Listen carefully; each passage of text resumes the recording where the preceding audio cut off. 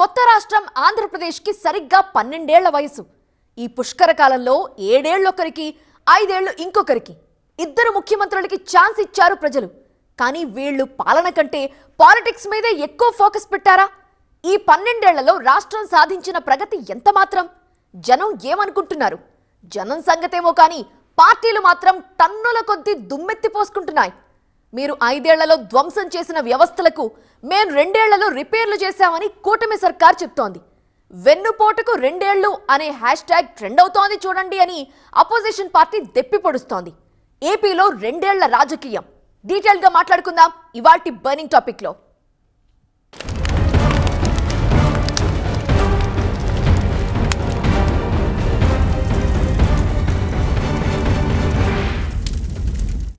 వరుసగా మూడోసారి విక్టరీ కొట్టి దిగ్విజయంగా 12 ఏళ్ల పాలన పూర్తి చేసుకుంది కేంద్రంలో ఎన్డీఏ ప్రభుత్వం.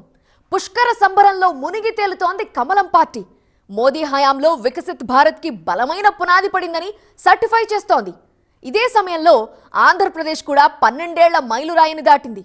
రాజధాని లేని రాష్ట్రంగా విడిపడి పుష్కర కాలం గడిచింది. కాకపోతే ఈ 12 ఏళ్లలో కేంద్రంలో రాజకీయ స్థిరత్వం కారణంగా మోదీ నాన్ స్టాప్ గా గెలుస్తూ వచ్చారు. రాష్ట్రంలో మాత్రం రాజకీయాలు తిరగబడి ప్రభుత్వాలు మారి దాని ప్రభావం రాష్ట్ర ప్రగతిపై డైరెక్ట్ గా పడింది. పార్టీ విధానాలకి తగ్గట్టు పాలనా నిర్ణయాలు మారి ఎవరి పాలసీలు వాళ్లు అమలు చేయటంతో ఆంధ్రప్రదేశ్ ప్రోగ్రెస్ అనేక వంకర్లు తిరిగింది. ఇప్పుడు కూటమి పవర్లోకొచ్చి 2 ఏళ్లు పూర్తయిన సందర్భంగా రాష్ట్రం స్టేటస్ రిపోర్ట్ పై ఘాటుగా చర్చ జరుగుతోంది. తొలినాళ్లని రీకాల్ చేసుకుంటోంది ఆంధ్రప్రదేశ్ ప్రజానీకం.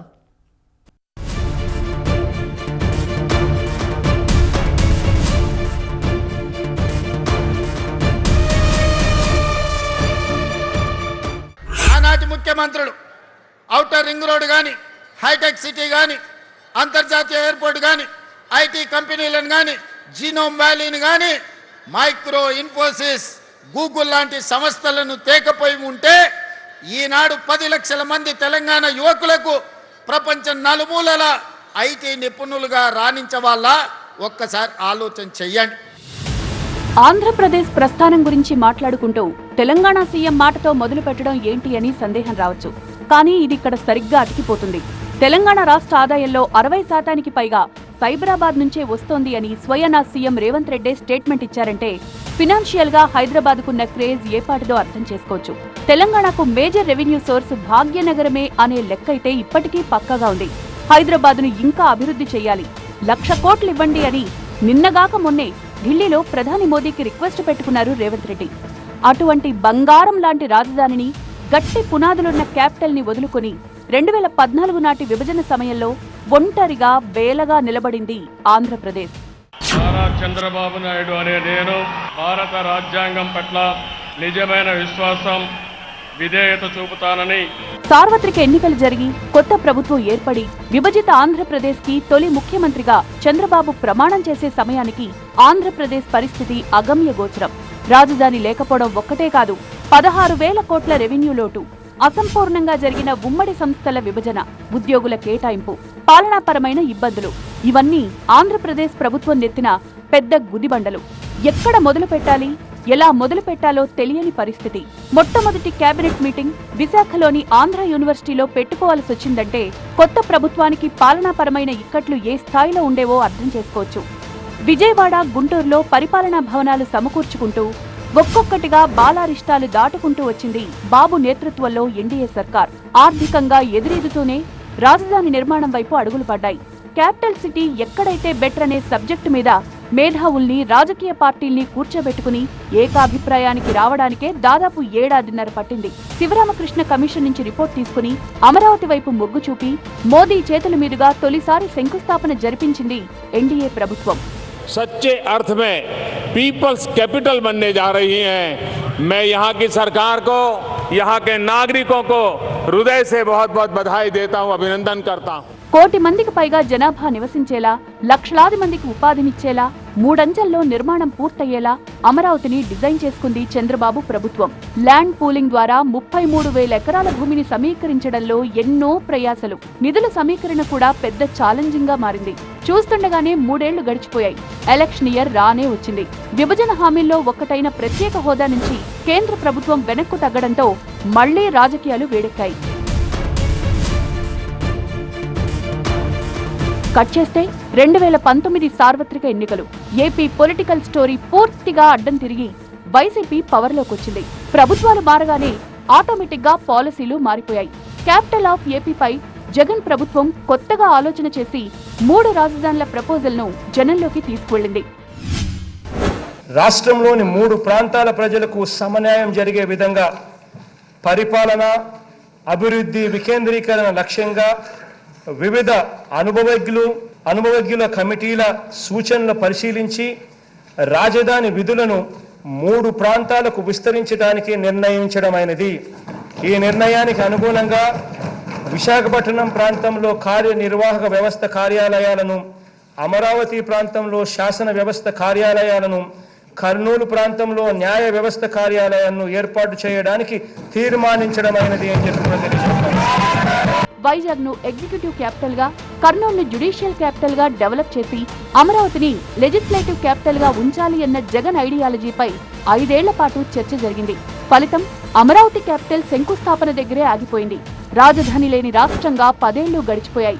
3వసారి జరిగిన ఎన్నికల్లో కూటమి జయభేరి మోగించి చంద్రబాబే మళ్లీ అధికారంలోకి వచ్చారు. రాజధానిగా అమరావతికి లైఫ్ వచ్చింది. ప్రధాని మోదీ చేతుల మీదుగా అదే అమరావతికి అట్టహాసంగా 2వసారి శంకుస్థాపన జరిగింది. 2014లో మొదటిసారి పవర్లోకి వచ్చినప్పుడు అదో రకం సవాల్. కొత్తగా ఏర్పడ్డ రాష్ట్రాన్ని ఒక దారికి తీసుకురావటం. 2024లో కూటమికి సెకండ్ ఛాన్స్ దక్కినప్పుడు ఇంకో రకం ఛాలెంజ్. రాష్ట్ర పునర్నిర్మాణం. గత ప్రభుత్వ హయాంలో ఆర్థిక వ్యవస్థ దెబ్బతినిందని, గాడి తప్పిన పాలనని మళ్లీ లైన్లో పెట్టాలని రిపేర్ల పేరుతో ఇంకాస్త సీరియస్గా వర్కౌట్లు చేస్తోంది. రాజకీయ ఆరోపణలు అటుంచితే రాష్ట్రంలో ఈ 2 ఏళ్లు జరిగిన గవర్నెన్స్ పై క్రిటికల్ అనాలిసిస్ జరుగుతోంది. 2024లో ప్రజలు ఒక రాజకీయ సంస్కృతిని తిరస్కరించారు, భయాన్ని తిరస్కరించారు, అహంకారాన్ని తిరస్కరించారు. అధికారమే అంత అన్న భావజాలాన్ని కూటమి ఆంధ్రప్రదేశ్ పునర్నిర్మాణం కోసం ఏర్పడిన కూటమి. ఈ కూటమి అధికారాన్ని పంచుకోవడానికి కాకుండా బాధ్యతని పంచుకోవడానికి ఏర్పడింది. 1,35,000 కోట్ల రూపాయలు దేశ చరిత్రలోనే అతిపెద్ద విదేశీ ప్రత్యక్ష పెట్టుబడిది. విశాఖ గూగుల్ డేటా సెంటర్ ను గర్వకారణంగా చెప్పుకుంటోంది కూటమి సర్కార్. ఏపీకి హైటెక్ సిటీ లాంటిదని, వైజాగ్ వరల్డ్ క్లాస్ సిటీగా మారబోతోందని భరోసా ఇస్తోంది. ఇంకా భోగాపురం విమానాశ్రయాన్ని జూలై నాటికి పూర్తి చేసి ప్రధాని చేతుల మీదుగా ప్రారంభిస్తామని, 2028 చివరి నాటికి ఆర్సెలార్ మిట్టల్ ఉక్కు ప్లాంట్లో ప్రొడక్షన్ స్టార్ట్ అవుతుందని, renew solar green energy project 2 ఏళ్లలో రెడీ అవుతుందని చెప్తోంది. కేవలం ఒప్పందాలకే పరిమితం కాకుండా ప్రాజెక్టులు ఎప్పుడు పూర్తవుతాయో తేదీలతో సహా చెప్తోంది. డెడ్ లైన్ పెట్టి మరీ పారిశ్రామిక వర్గాల్ని పరుగులు పెట్టిస్తోంది కూటమి ప్రభుత్వం. విశాఖ మాత్రమే కాదు, రాష్ట్రంలోని అన్ని ప్రాంతాల్ని పారిశ్రామికంగా అభివృద్ధి చేస్తోందన్న నమ్మకాన్ని జనంలో కలిగిస్తోంది. 2 ఏళ్లలో ఏపీలో దాదాపు 800 కంపెనీలు ముందుకొచ్చి 23 లక్షల కోట్ల రూపాయల పెట్టుబడులపై ఆసక్తి చూపినట్లు చెప్తోంది. ఇవన్నీ గ్రౌండ్ అయితే 23 లక్షల మందికి ఉపాధి దొరికే ఛాన్స్ ఉంది. 3 రాజధానుల పేరుతో 3 ముక్కలాటాడి ప్రజల్లో చిచ్చు పెట్టే ప్రయత్నం చేశారు. ఈ రోజు గర్వంగా చెప్తున్నా, 3 రాజధానులు కాదు, 3 ప్రాంతాలని విశాఖపట్నం, అమరావతి, తిరుపతి కేంద్రంగా అన్ని జిల్లాలు అభివృద్ధి చేసే బాధ్యత ఈ ఎన్డీఏ ప్రభుత్వానిది. ఏపీని ఇండస్ట్రియల్లీ రిచ్ స్టేట్ గా మార్చడాన్ని ఛాలెంజ్ గా తీసుకున్నారు మంత్రి లోకేష్. నిజానికి ఇప్పుడున్న కాంపిటేటివ్ టైమ్స్ లో పరిశ్రమలు ఏపీ వైపు చూసేలా చేయడం పెద్ద సవాల్. ఎందుకంటే దేశంలో బెంగళూరు, నోయిడా, అహ్మదాబాద్ లాంటి ఎస్టాబ్లిష్డ్ మోడర్న్ సిటీస్ దూకుడు మీదున్నాయి. పైగా పొరుగునే ఉన్న హైదరాబాద్ తో పోటీని తట్టుకుని నిలబడాలి. దావోస్ వాణిజ్య సదస్సుల్లో స్పెషల్ గా లాబీయింగ్ చేసి ఏపీని ప్రమోట్ చేశారు లోకేష్. పాత పద్ధతిలో కాకుండా పాలిష్డ్ గా, చాలా మాసీగా బిజినెస్ మీటింగ్స్ పెట్టి సక్సెస్ కొట్టింది నారా లోకేష్ టీం. పారిశ్రామికాభివృద్ధితో పాటు ప్రజా సంక్షేమాన్ని కూడా కొత్త పుంతలు తొక్కించాలి అన్నది కూటమి సర్కార్ లక్ష్యం. ఆ దిశగా ఈ 2 ఏళ్లలో ఓ మోస్తరు సక్సెస్ కొట్టినట్టే చెప్పుకుంటోంది. ఏపీ ఈజ్ బ్యాక్ అని, వికాసం దిశగా పరుగు పెడుతున్నామని చెప్పడానికి డజన్కు పైగా కారణాల్ని చూపెడుతోంది. ఎన్నికలకు ముందు రైతులకిచ్చిన మాట ప్రకారం ల్యాండ్ టైటిలింగ్ యాక్ట్ను రద్దు చేసింది. పాత ఇసుక విధానాన్ని రద్దు చేసి కొత్త పాలసీ తీసుకొచ్చింది. వాలంటీర్ల వ్యవస్థకు ముగింపు పలికి ప్రభుత్వానికి ఆర్థిక భారాన్ని తగ్గించామంటోంది. గత మద్యం పాలసీకి చెక్ పెట్టి కొత్త ఎక్సైజ్ విధానాన్ని తీసుకొచ్చింది. పల్లెటూళ్లలో 2000 కిలోమీటర్ల సిమెంట్ రోడ్లు, 10,000 కిలోమీటర్ల తారు రోడ్లు పడ్డాయి. చాలా గ్యాప్ తర్వాత పోలీస్ డిపార్ట్మెంట్లో కొత్త నియామకాలు జరిగాయి. విద్యుత్ ఛార్జీలు పెంచలేదు, ట్రూ డౌన్ ద్వారా తగ్గించేశామంటోంది. కానీ ట్రూ అప్ ఛార్జీల ప్రస్తావన చేయడం లేదు. అమ్మఒడి పథకాన్ని విస్తరించి ఇంట్లో ఎంతమంది పిల్లలు చదువుకుంటే అంతమందికి అమలు చేస్తోంది.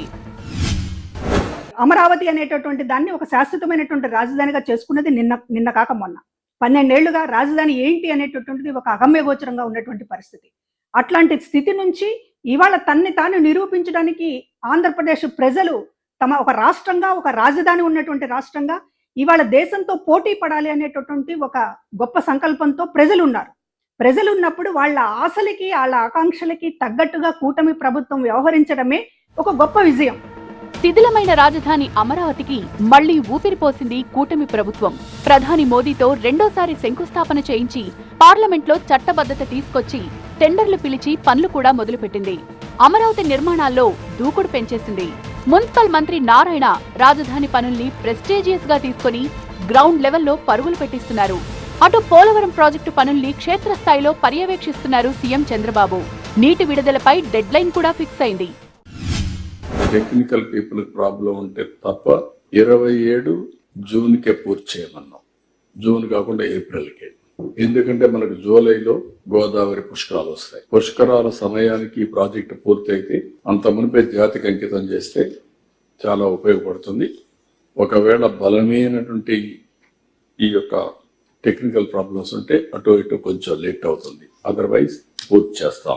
మిషన్ ఇంపాసిబుల్ ని పాసిబుల్ చేద్దామని సీరియస్ గా వర్కౌట్ చేస్తోన్న కూటమి సర్కార్ 2 ఏళ్ల ప్రోగ్రెస్ రిపోర్ట్ పై పూర్తి సంతృప్తిగా ఉంది. మా 2 ఏళ్లు స్వర్ణయుగం, కేంద్రం నుండి 14 లక్షల కోట్లు తీసుకొచ్చామని డబుల్ ఇంజిన్ సర్కార్ జోరుగా నడుస్తోందని వాళ్ళంటారు. అప్పులు, అవినీతి, ఆర్థిక భారంతో రాష్ట్రం కుదేలైంది తప్ప ఈ 2 ఏళ్లలో అంతకు మించి అద్భుతాలు ఏమీ జరగలేదని వీళ్ళంటారు. జనరంజక పాలనకి 2 ఏళ్లు పూర్తయ్యాయని వాళ్ళు సంబరాలు చేసుకుంటే అదే జనానికి మీరు పొడిచిన వెన్నుపోటుకు 2 ఏళ్లు పూర్తి అని వీళ్ళు రోడ్డెక్కి రచ్చ చేస్తారు. మొత్తానికి ఏపీలో 2 ఏళ్ల రాజకీయం రసవత్తరంగా మారింది. 2019లో గొడ్డలి పార్టీ ఇచ్చిన హామీలు మీలో అమలు చేసిన విధానం, 2024లో ఎన్డీఏ పార్టీ ఇచ్చిన ఎలక్షన్ మేనిఫెస్టో అమలు చేసిన విధానం చర్చించడానికి ఎక్కడైనా సరే నాతో సహా గ్రామంలో ఉండే మా కార్యకర్త కూడా సిద్ధమే. మీ 5 ఏళ్లు వర్సెస్ మా 2 ఏళ్లు చర్చ పెట్టుకుందాం, ఎవరెంత తోపలో తేల్చుకుందామని సవాళ్లు విసురుతోంది కూటమి. తాము సాధించిన విజయాల్ని ఊరూరా తిరిగి ఏకరో పెడుతోంది. వెన్నుపోటుకు 2 ఏళ్లు పేరుతో ఓ రేంజ్ లో నిరసన వ్యక్తం చేస్తోంది వైసీపీ.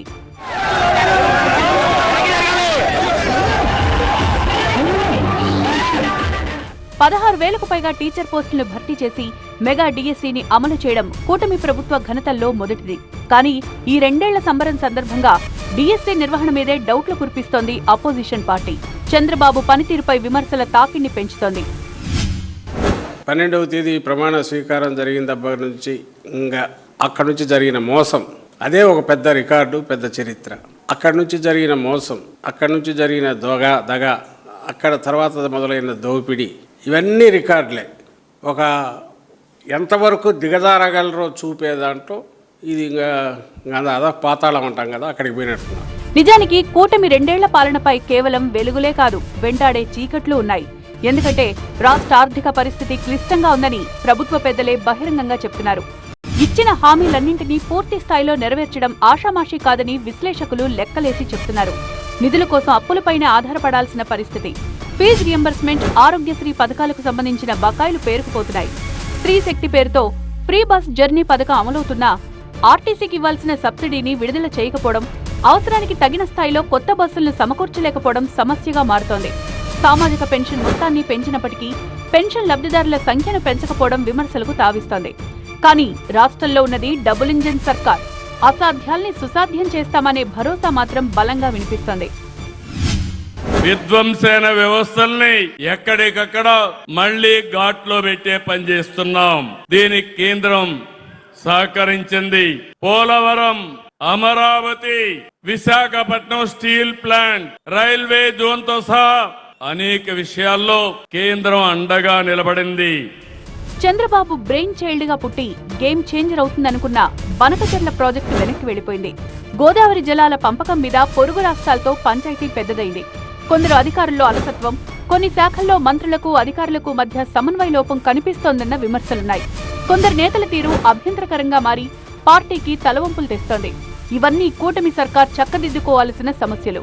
మిగతా 3 ఏళ్లు పీపుల్ ఫ్రెండ్లీ గవర్నెన్స్ కొనసాగాలంటే కూటమి ఇంతకు మించి బెస్ట్ ప్రాక్టీస్ చేయాల్సిన అవసరం ఉందని సూచనలొస్తున్నాయి. ముగిసిన 2 ఏళ్లు గతం, మిగిలిన 3 ఏళ్లు భవిష్యత్తు. ముందున్న సవాళ్లను అధిగమించి స్వర్ణాంధ్ర లక్ష్యాన్ని చేరుకోవాల్సిన బాధ్యత అయితే కూటమి ప్రభుత్వం మీద ఉంది. కేంద్రం ఇస్తున్న కోఆపరేషన్తో మిగతా ఛాలెంజెస్ ని కూడా ఫుల్ఫిల్ చేస్తుందని ఆశిద్దాం. ఇది వాల్టి బర్నింగ్ టాపిక్. చూస్తూనే ఉండండి TV9.